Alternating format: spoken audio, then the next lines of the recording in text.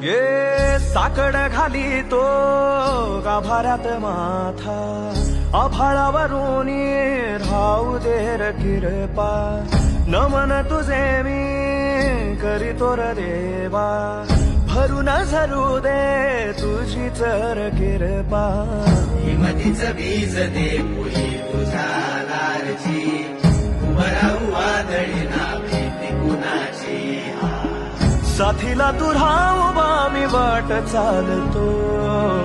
खडतर वांगडी असो बाजूरची